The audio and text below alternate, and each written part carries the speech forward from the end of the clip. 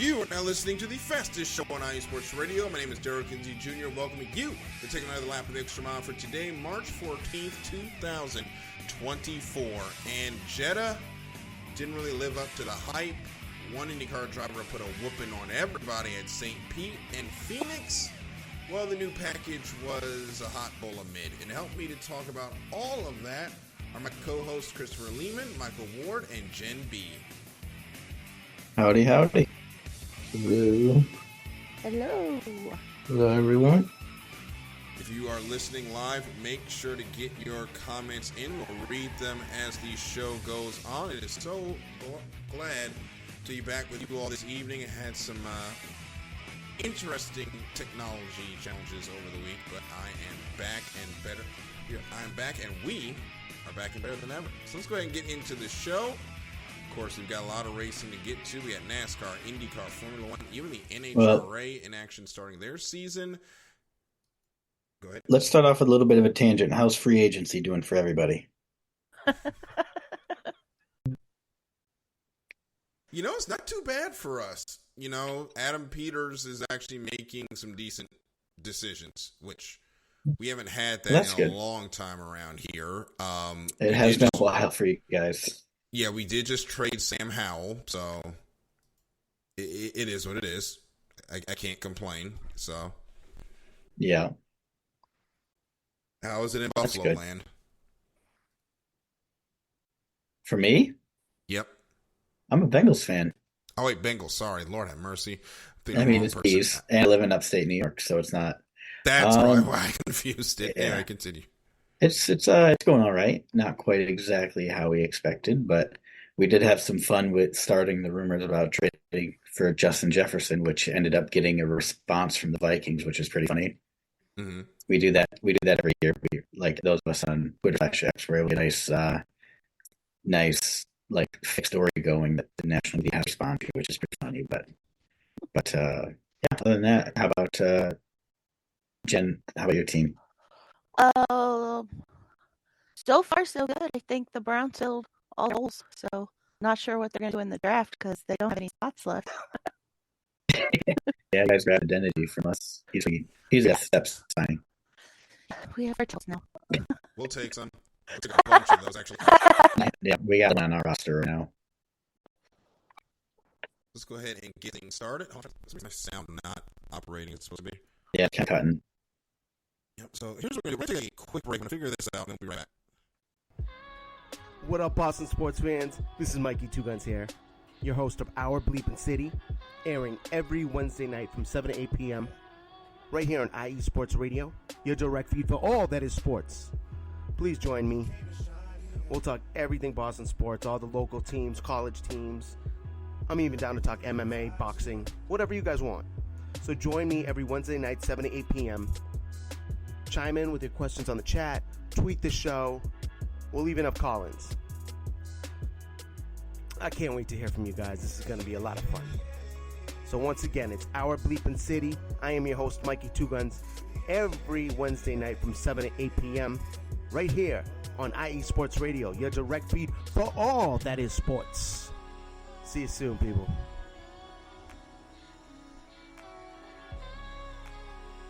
Check 1 2.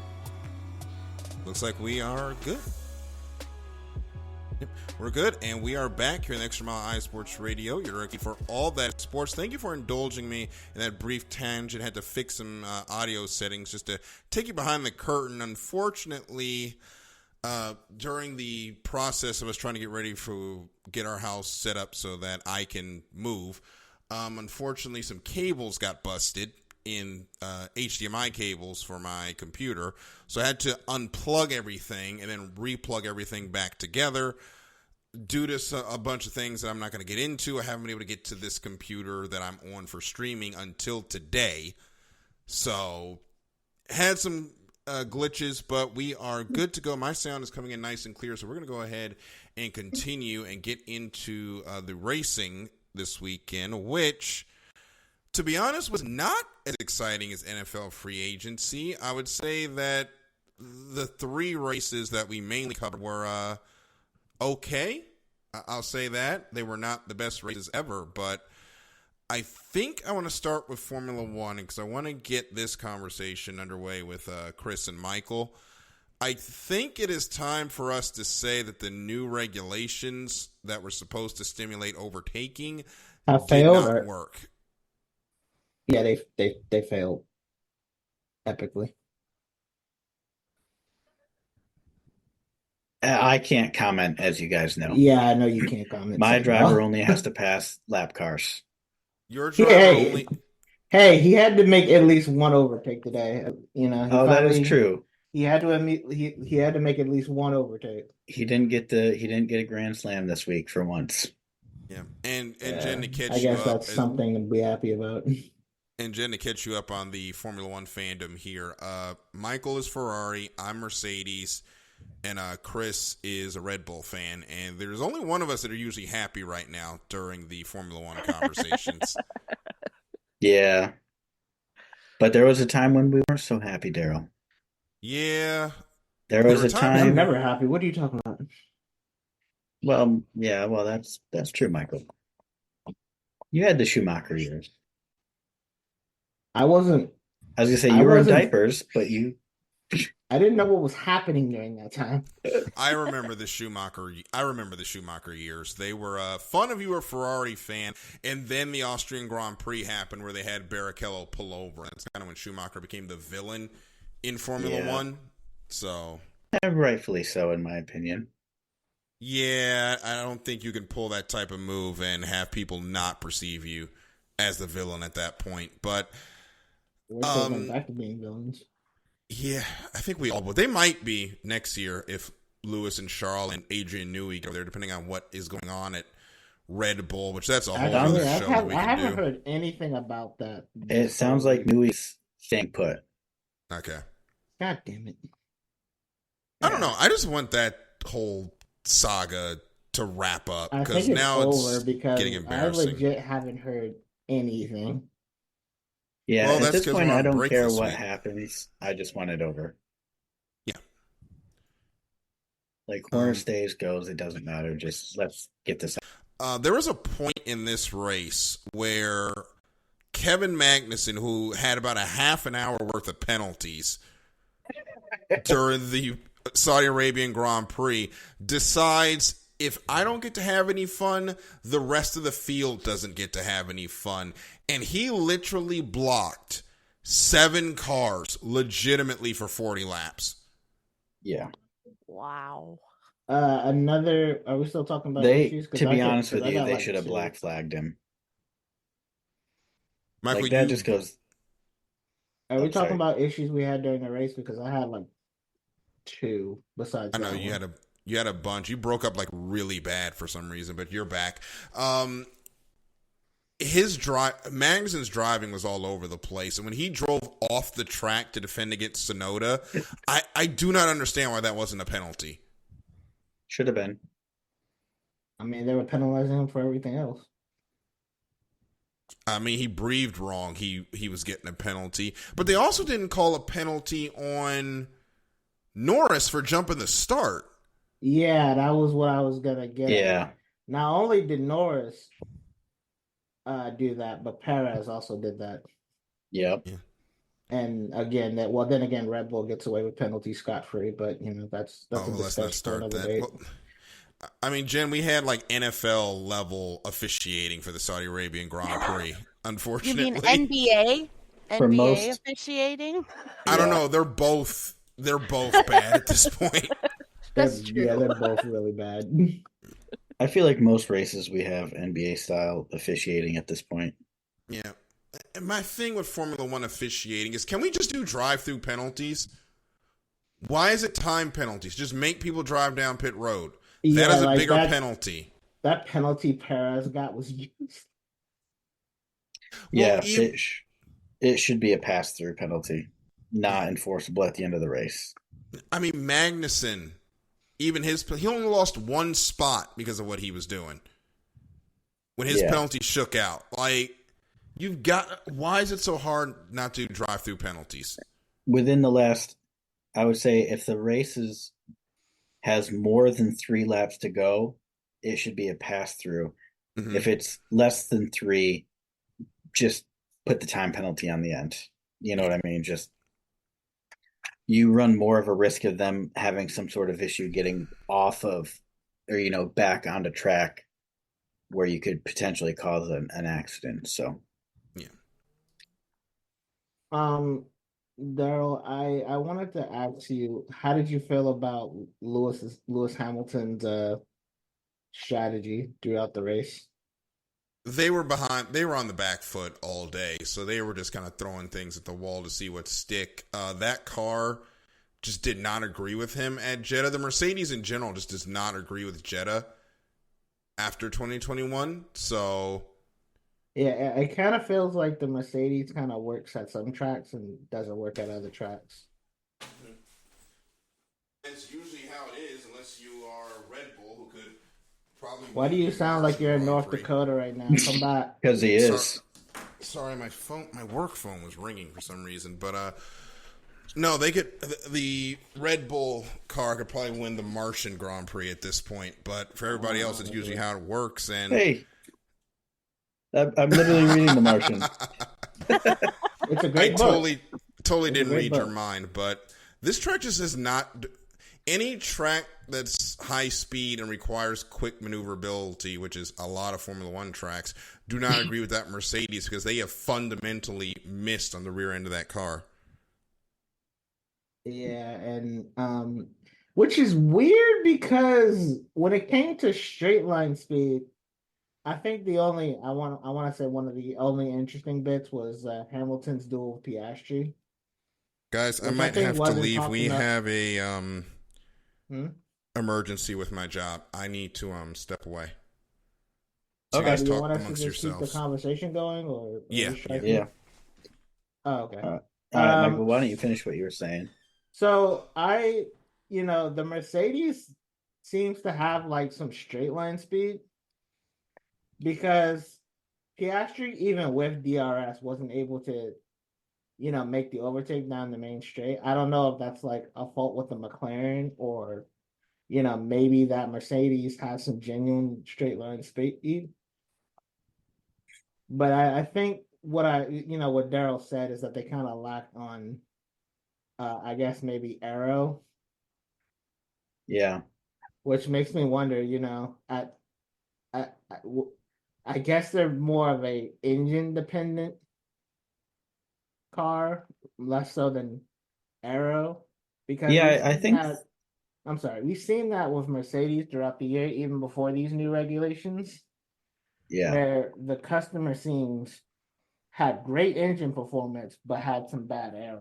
So I just think it's like, I just wonder like what if they actually kind of develop more into like their aero department? Yeah. Would they actually still have this issue? It's hard saying. I feel like Mercedes is coming around to the aero side of things though.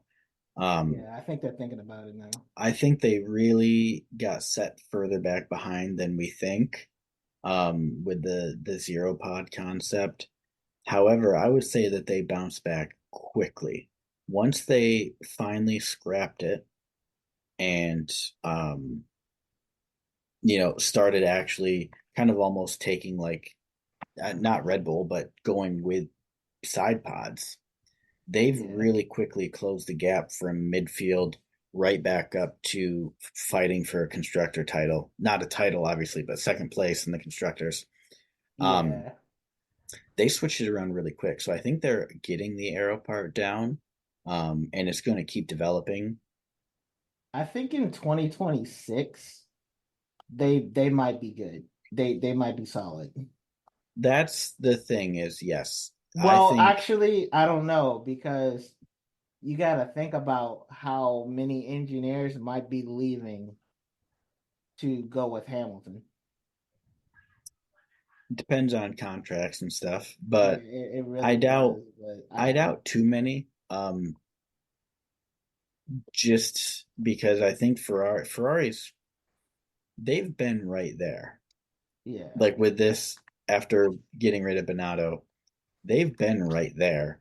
And to be honest with you, their performance really comes down to just the same thing we've always talked about is pit crews, the mechanics, And sometimes and the then drivers, yeah. to be honest with you, the drivers a little bit. Those two, Charles and Carlos, they're not a team. Um, they And I race each don't other hard, and and I that's and go I ahead. don't think that next year I don't really think Leclerc is gonna like bend the knee to Hamilton. No, I think Hamilton's going to struggle early. Yeah. Just because it is a new car, you don't get a ton of time to test. Um, so he's going to struggle early, but I'd say around like, probably like the fifth or sixth round, he's going to come around and things are going to be good for him. Yeah, I just and they also seem like they fixed their tire wear issue. Yeah, uh, it seems like the cars are pretty good tire wear wise. Um, Yeah, I think they got but kind something of going back to what you were just saying solid, about yeah. Mercedes customers, Williams had all that straight line speed last year, and now they are sitting ducks on a straightaway. Yeah, and They're whatever happened to them is a significant downgrade from last year. I just Because think it's just the Mercedes just kind of chassis or whatever that they give them. Uh it's I'm not just it doesn't have any error. It just can't turn. I'm still trying to figure out what happened to McLaren as well, and I'm sorry about that, guys. I'm back on the where air. did you have your headphones on? I had my headphones on, so I heard most of what you Okay. guys were saying. I'm just jumping in with this McLaren situation. I don't know where their speed went because they seemed like we saw this last year where they were dog slow, figured something out about midway part of the season, and became one of the upper echelon teams, and they're right back where they were last year. Well, And no. When they hold on.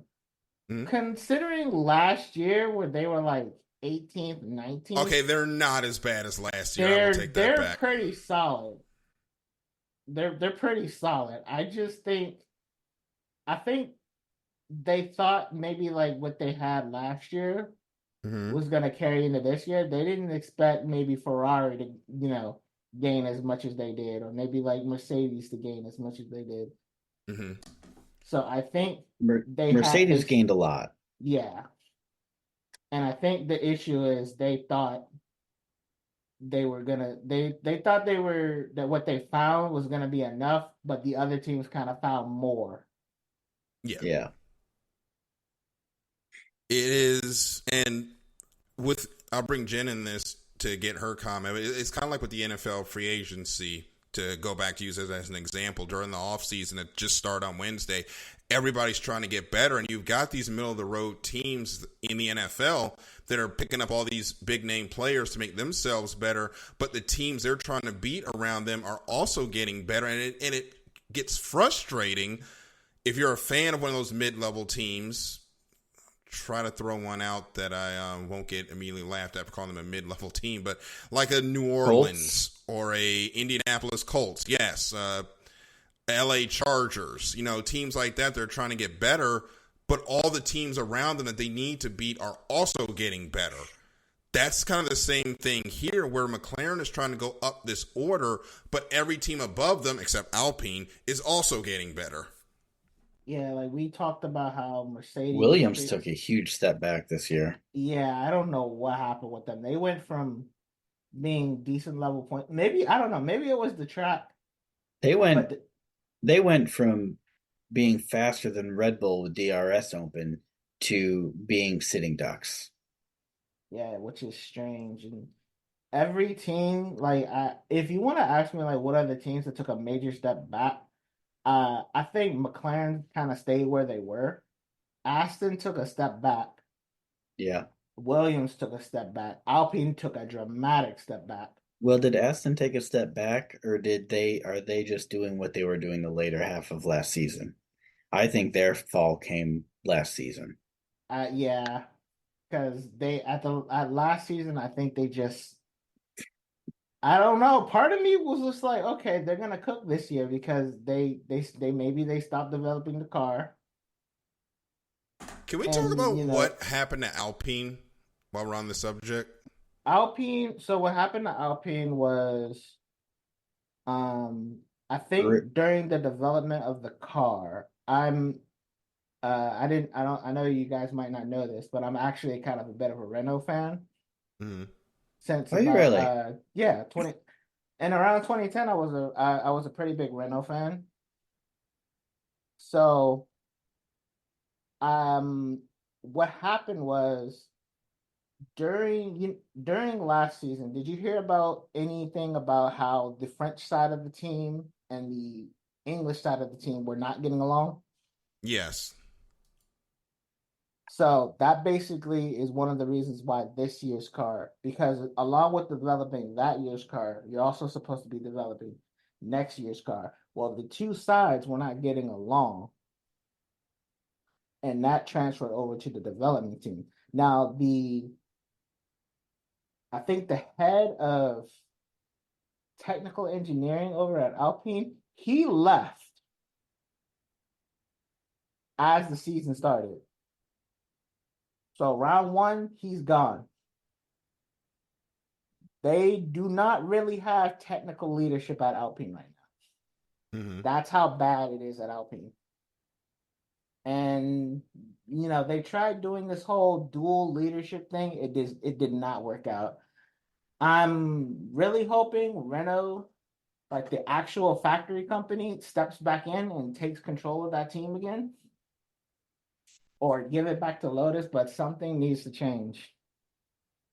Because it's really crazy to me how this is a factory team. You forget that the way they drive or way they don't drive. You really forget this is a factory team. Mm-hmm. And they're not even... Gasly's car broke down on the formation lap, and we all know about cars breaking down on formation laps. It does happen. It sucks, but his car broke down. The gearbox broke down on the formation lap, and that team needs a change. They definitely need a change, and I think the worst case scenario, I hope it doesn't happen, is them pulling out of Formula One. Mm-hmm. Like I said, I just think Renault, the car manufacturer, needs to take over. And what I mean by take over, if they gotta make the team French, make it French. A lot of the teams have a lot that they have to deal with, and they have a little bit of time to rest because the next time they will race will be the Australian Grand Prix, which is coming up next week. That will be another race on late Saturday night. I will not be staying up for that one. And Formula One will be on a decent time hour at some point, just the beginning of the season. I mean, it was on a decent time hour for these first two races, but not for this one coming up. But we're going to take a break. When we get back, we're going to get into what happened in NASCAR and the short track package. Well, it exists. We'll talk about that on the other side of this break. Here on the Extra Mile on IE Sports Radio, your direct feed for all that is sports.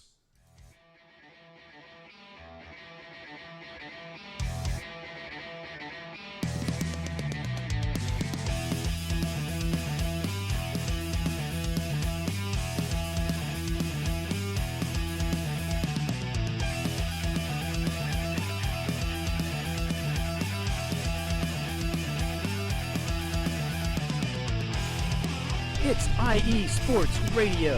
It is your direct feed for all that is sports. It is Philly Sports Talk with Cash and Chris every Tuesday night right here on IE Sports Radio, your direct feed for all that is sports. Philly Sports Talk with Cash and Chris is the most comprehensive view on Philadelphia sports exclusively right here on IE Sports Radio. You know what it is, your direct feed for all that is sports. Tuesday night, IE Sports Radio, Philly Sports Talk with Cash and Chris.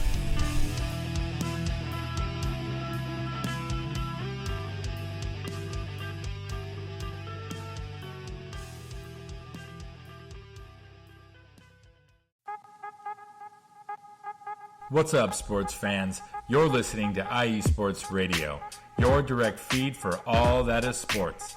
I'm your favorite West Coast Wisconsinite, Bernie Bango, and if you're a cheesehead, come listen to my show, Big Cheese Sports, where we road trip around America's Dairyland, previewing, reviewing, predicting, debating, and digging into all that is Wisconsin sports at the college and pro levels.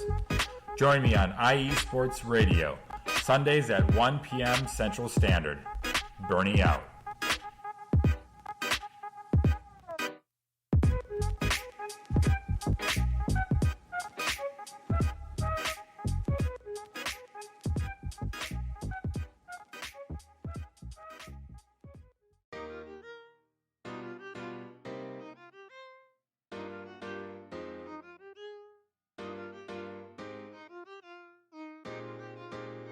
Well, what is up, Carolina Nation? This is John Felipe of the Carolina Cast, of course, the podcast of, by, and for the Carolinas, right here on IE Sports, your direct feed for all that is sports.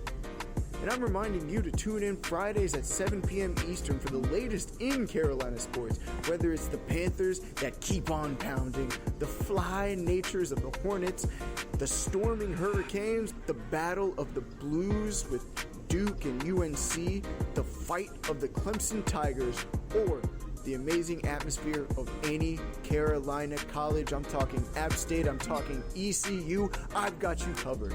Once again, tune in for the Carolina Cast with me, John Felipe, Fridays at 7 p.m. Eastern Standard Time, right here on IE Sports Radio, your direct feed for all that is sports.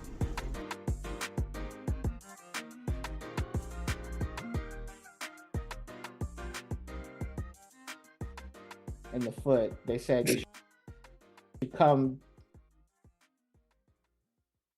And we're back here on the Extra Mile on IE Sports Radio, your direct feed for all that is sports. Daryl, Michael, Chris, and Jen B here with you to get into the action that happened in the NASCAR race in Phoenix, Arizona. And this was the big show for the new low downforce package of the short tracks. And guys, I think partially this was because of Phoenix, but the package kind of fell flat. Yeah, for the most part. Christopher I would Bell. say the race. Okay. I would say the race was okay. It wasn't bad or anything, but it was just okay.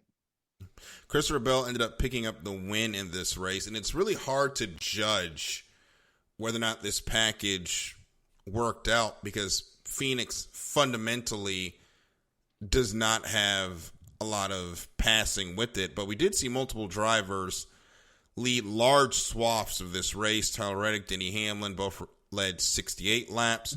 Martin Truex Jr. led 55. Ty Gibbs led 57 and ended up finishing third. Christopher Bell ended up leading 50. Not many leaders in this race, and it really was everybody took turns at the lead, and it was mainly swapped between the Toyotas last week, or between the Toyotas, which they have not been great, but during Sunday, it was an all Toyota show. Jen, what did you think of the race? Yeah, the Toyotas were up front for quite a while. And I was, of course, pulling for Hendricks, and they were in third and fourth for the longest. And then they started dropping. But I could not believe that there was another caution before lap 10. I was like, come on. I think every race this year has had a early caution within the first 5 laps. These guys are really antsy to get going, and then it just kind of mellows out after that. Yeah, as soon as you see them going 4 wide, you know it's coming. Yeah, 4 wide is not great, guys. But Only they're if going you to try to have make to. it work every time. Only if you have to. Yep. You know what they say, if you don't go for a gap, you're no longer up. That Senna quote has been used to justify some of the most brain-dead moves in motorsports, and I wish people would stop quoting it. Yeah. I know you hate that quote, but I only did it just to upset you. No one It was has a really ever. good Go ahead. it was a really good quote when he first said it. No one has ever said that quote after making a sensible move. They've always said that, made that quote or referenced that quote after trying to put their car in like a 2 square foot hole and then wrecked half the field. But It's just like I was just trying to rattle his cage. yeah, Nobody ever Trying to says that rattle his after cage a making a little good bit. move. Or dumping somebody. yeah. But it wasn't Toyota. It was Toyota and Ford's day at Phoenix. Chris Buescher and Brad Keselowski, they probably had their best day as a team so far this season, with Brad finishing in the 4th spot, Chris finishing in the 2nd spot. And this could be a preview of what we see when we come back in the fall to crown a champion. The Toyotas and Chevys could be pretty strong here.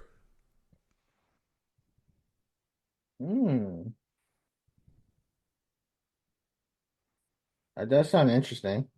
Mm-hmm. Then again, we talk about Toyota and Chevy. What about Ford? Like, what's going on with them? It's hard to figure out what's going on with Chevy. No, I mean, I think Ford. Mm-hmm. Or did you say Ford and Toyota? I said Ford and Toyota did well. Oh, okay. I guess. What about Chevy then? All right, my bad, guys. Chevy has been weird because they started the year hot, and then they just could not find the speed at Phoenix, which usually they've been good at. And when it's a manufacturer-based problem, I'll throw this to Jen, you're left kind of scratching your head trying to figure out, okay, what did we do wrong in constructing the car? Yeah, I was surprised because, like I said last week, got away from NASCAR for a while, and of course, when I was watching it previously, Chevy was always up front, and it's surprising to see them falling so far behind. So I don't know what's going on, but I was shocked to see Toyota up front because they were fairly new to NASCAR when I was watching it, and they were awful. but it's interesting to it'll be interesting to see how it plays out going forward, and if Chevy figures it out. This could be a fundamental problem with Chevy on their short track program this year, which could cause a struggle going deeper into the season. But we'll have to watch this week at Bristol and, of course, Martinsville, where those two tracks, you're looking for Hendrick Motorsports cars to be up front, especially Martinsville, which holds so much significance for Hendrick Motorsports over the years. But it was a good run for Christopher Bell, and you got to tip your cap to Ty Gibbs. He has really come on these first four races. He's finished better every weekend, pulls his first top 5 of the season here at Phoenix, and there is no second-year slump for this kid so far. Yeah, he's definitely on a roll so far. I might even think he might get his first win at some point with the way he's performing. I don't think that's outside of the realm of possibility. No, certainly not. Time will tell, but I think there's a halfway decent shot. The only question when it comes to Ty is when he gets back into a good situation, is the bad Ty from the Xfinity series going to start showing up again? I certainly hope not. I mean, inevitably, yes. Just that he's a kid. Mm-hmm. Yeah. It's not a fault or anything, or talking ill of his character or anything, but he's a kid. He's a teenager. And we were all teenagers. Sometimes you do some stupid stuff. Yep. And You are right about that. Especially when you're driving a car. Yeah. Taking Brandon Jones out the way he did, though, was OC. And a lot of people have not let that go. And I think that really kind of turned folks off from Ty. But as we know, in all sports, winning cures everything. And I think if Ty starts winning, I think he'll draw a lot of fans to his side. But it depends. Winning isn't a cure-all. Well, not in our sport. Because if it was, Max would be the most loved person on the planet. That's because the people around him have made that hard. Let's be honest. If he was doing this with another team, he would be loved. Going down the order, Ross Chastain picked up 6th. So a good run for the Melon Man. He started 12th, made his way up through the field. Of course, the 2311 team, Tyler Reddick ended up finishing 10th. Bubba Wallace was as high as 4th, but got Briscoed and ended up with a 16th place finish. Briscoe actually got into the side of the 43 car of Eric Jones, who ended up finishing a disappointing 31st, despite qualifying in the 4th spot for Legacy Motor Club. But there's been a lot of conversation after Phoenix on whether or not this racetrack, mainly due to how poorly it races, whether or not it should remain as the nightcap to the season. I think it needs to go back to Homestead, Miami. We had this conversation last year or last week or so, or a couple weeks ago, and that track is perfect to end the season at. I do think we need to go back to Homestead, Miami to end the season. The only reason we got away from there, to be honest, is because the Ford money went away. But we got to find a way to make that championship weekend again. Please. Jen, do you remember any of the finales at Homestead? No. Okay. Okay. NASCAR Classics has them. If you ever got some time, go back and watch them. They were just incredible races, especially when they put the progressive banking in. It's the only place where that banking has worked. And I will say the one race that you should probably go watch, 2011 Ford 400, Tony Stewart versus Carl Edwards. One of the best finales I've ever seen.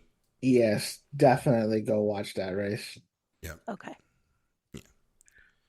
It is incredible. And we're going this week to Bristol. I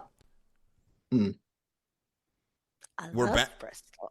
Yep. We're back on the concrete for Bristol, so the dirt race has gone away. A lot of conversation about whether or not that dirt race has continued. So I'll throw it to you guys. And Jen, you can jump in if you watched any of the races from when Bristol was on dirt as well. But are we sad that the dirt Bristol race is gone? Not entirely. No, not for me at least. I've been more disappointed with things in life. No, I'm not sad at all. The dirt, to be completely honest, is overhyped and kind of sucked.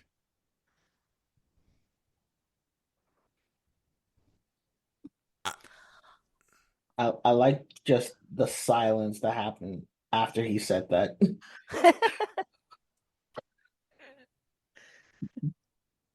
Just my truth.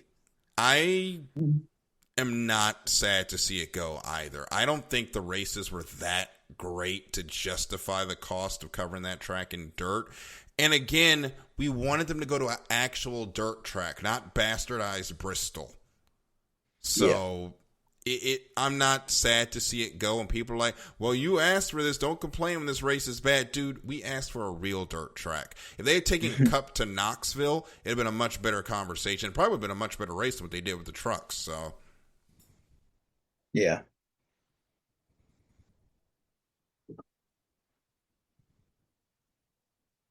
Yep, I absolutely agree with you. Yep, it'll be interesting. We will be racing under the lights, I believe. No, I think this is an afternoon race, sorry, at Bristol.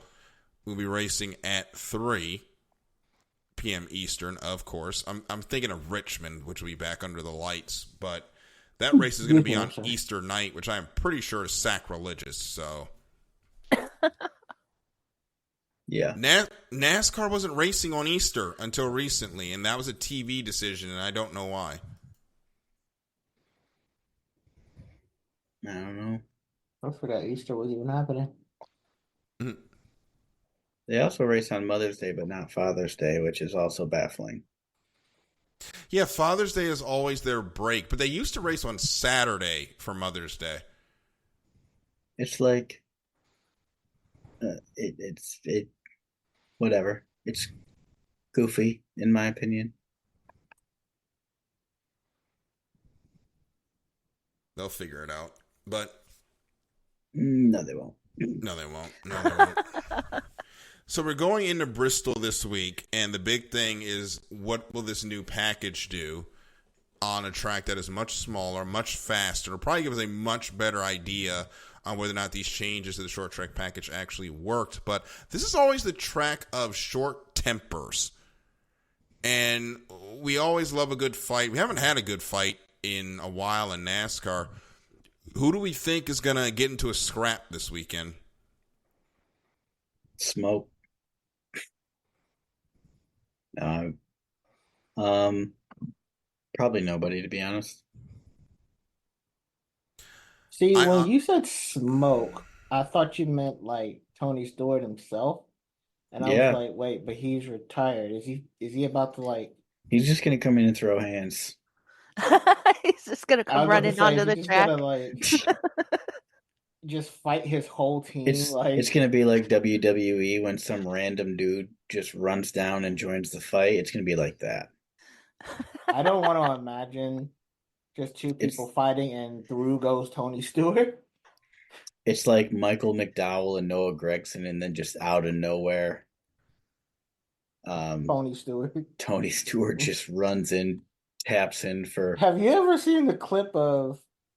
I don't know. It's these two drivers getting angry at each other, and then Kevin Harvick comes out of nowhere, pushes one guy. That was Gordon Keselowski at Texas.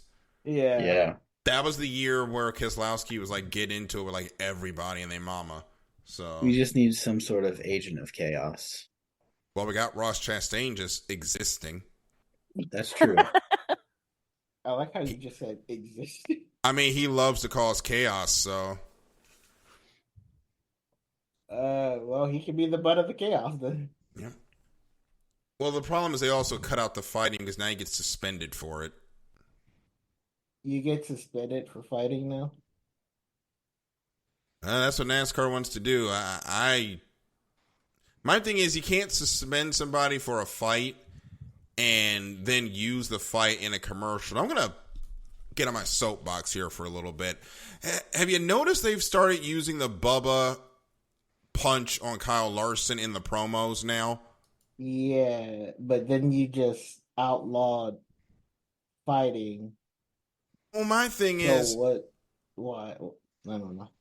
If you're going to suspend somebody for a week for something like that, how can you then allow your TV partners to use that in their promo footage? Like, it was so bad, such a heinous act, that you had to take the driver away from his job for a week, but it's good to advertise the sport with? Come on now. Hey, it sells. Yeah. It gets the viewership, so... Whatever. It might not make any sense, but I guess money-wise it makes sense. Jen, what do you think of the whole fighting situation and whether or not they should be using it? Because the NFL had this, sports in general have this issue where they want to use stuff for advertising, but then they suspend somebody for it and then try to use it. Yeah, that doesn't make any sense at all. And I mean, you're racing. Tempers are going to flare. Mm-hmm. It's just the way it is, especially when you've got a bunch of people trying to fit into the same slot. There's going to be accidents and people are going to make stupid moves that are going to upset other drivers, and you can't eliminate human emotion. They're not robots driving the cars. Brad Keselowski does that a lot. pissing people off, and so does Ross Chastain. Actually, Ross has inherited that from Brad Kay. Yep. Unless it's a super speedway. If it's a super speedway, you don't want Brad Keselowski behind you because you're going to crash. Especially if you lift. Yes. So we got one more race to touch on, then we'll go to nearest the win. This was the Grand Prix of St. Pete, and we kind of saved this one for last because, well, fellas, there wasn't a lot that happened. Joseph Newgarden came into this new season saying, y'all going to have to deal with me. He went out there and led almost every lap en route to a just dominating victory in St. Pete. We're ready to deal with him. Yeah. We're ready to deal with him. And Pat, hey, that's good. The young guns have been killing it the last couple of years, and it's about time one of the old guard stood up and said, hey, I'm still here. I don't think Joseph is old enough to go into the old guard section yet. Well, he's been around forever, though. True. Well, okay, me and him are the same age. He's 33, and he was born in December. So, okay, we can put him in the old guard now. I think he's old enough. Yeah.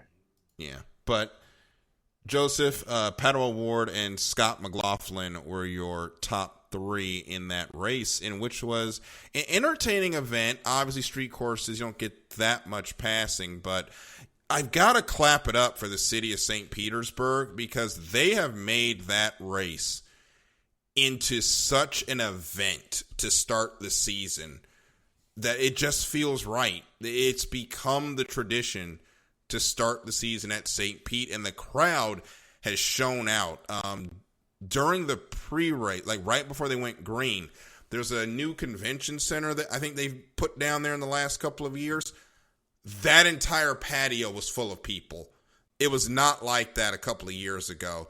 They have grown the stature of this race, and I think Roger Penske said that they saw more people there than they ever had before last year. So congratulations to St. Petersburg, Florida, for putting on a excellent event, because with street races, a lot of the time they're like one and done or two and done. For them to be going for 20 years as a street race, that says a lot about the dedication and the love of the sport that they have to keep this event going. Yeah, no, kudos. Absolutely kudos. It is a lot of fun, and the next race is coming up is the $1 Million Challenge in Arizona at the Thermal Race Club. This is basically going to be IndyCar's version of the Clash or the All-Star race. How are we feeling about this? I'm indifferent. I don't really have an opinion, I guess. I think that's going to be the unfortunate part for IndyCar is everybody just like shrugging their shoulders. You know, you want to do this big $1 million all-star challenge event, and everyone's reaction is, meh. Yeah. I mean, I'm not going to go out of my way to watch it. I'll check it out. You know, it doesn't count for the season, so hopefully these guys just put on a fight. It's supposed to be a 20-lap dash, basically. It'll be interesting to see how this race runs, and it will be exciting as there will be 2 heat races and then a 12-car all-star field to go for $1.756 million. And let's be honest, this is a race to try and drum up some more money for the teams, because outside the Indy 500, these purses for these IndyCar races, they're not great. So, yeah. And that's actually caused some other dramas, because I don't know if you guys saw, but there is a group of IndyCar owners led by Michael Andretti that are basically looking at Roger Penske and saying, hey, do something to help build this sport or sell it, because they have grown frustrated. And that's a problem for Roger Penske, because he's only owned it for, a year, and people are already starting to rebel? That's a problem. Yeah. And it will continue to be a problem. We'll have to see how they fix it, because IndyCar at one point should have been the number 2 motorsport in the world, but they shot themselves in the foot. But it be what it be. So let's get ready to wrap up here with nearest the win. Chris, what are our points looking like right now? All right, give me just 1 second here, and I will get to that. So, just gotta figure out where I put my spreadsheet. All right, so Ricky Keeler is in first place with 36, then Miriam second with 64, Taryn third with 69, Daryl's in fourth with 71, my wife Stephanie is in fifth with 74, Matt White is sixth with 77, myself and Marshall are tied for seventh with 79, Jen is ninth with 82, Michael Ward is 10th with 93. Corey Heffron is 11th with 124. And then Dave Blaney and Daniel Collins are 12th and 13th, respectively, with 170 and 186. And Dave Blaney and Daniel Collins, if you're listening, please get to me. You have not submitted picks for 2 weeks in a row. And if I don't get anything this week, we will end up removing you from the game. Just kind of consider that you're abandoning ship. So get those picks into me. And then, so the only race we've got this week is Bristol. And so Daryl is taking Chris Buescher. I am taking Denny Hamlin. Michael is taking Kyle Larson. My wife is taking Ryan Blaney. Matt White is taking Denny Hamlin. We do not have a pick in from Marshall. And actually, let me just check Twitter here, because I sent him the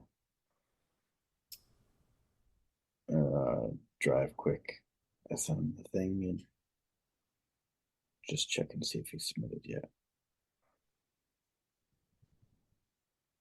He did not. Okay. So Taryn is taking Christopher Bell. Miriam is taking Ryan Blaney. Jen B is taking Kyle Larson. Ricky Keeler is taking Kyle Busch, and Corey Heffron is taking Kyle Larson. And then we're doing a no-risk pick this week, and it is what manufacturer has the most cars in the top 10. Mm-hmm. And the caveat to that is if 2 manufacturers tie with 4 apiece, then the tiebreaker goes to the manufacturer with the highest placing car, whether that's a win, P2, P3, however it works out. So I actually have a pretty cool little statistic thing, so I'll pull up. So on the no risk pick, we had 10 responses, which makes the percentages nice and easy. So if you guys want to play a game, how many people do you think said Ford will have the most cars in the top 10? I'd say 2 or 3. Michael?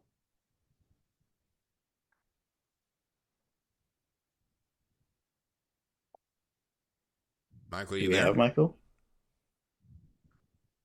He may have stepped away. Yeah. I'm sorry, what was the question?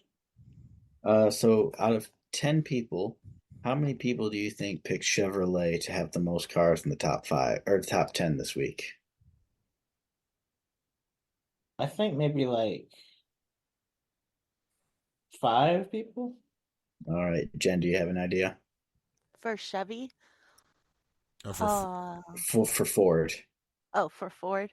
I'd say 2 to 3 also. All right. One person said Ford. Wow. Oh, wow. Yeah. We do not have faith in Ford this week. Nobody likes the Ford. No, I'll tell you who it was here. The Lone Ranger being Miriam. Sounds about right. No, Now something watch a Ford screwy. win the race. because the Google Drive says 1, but I have 2 written on my sheet. Miriam says Ford.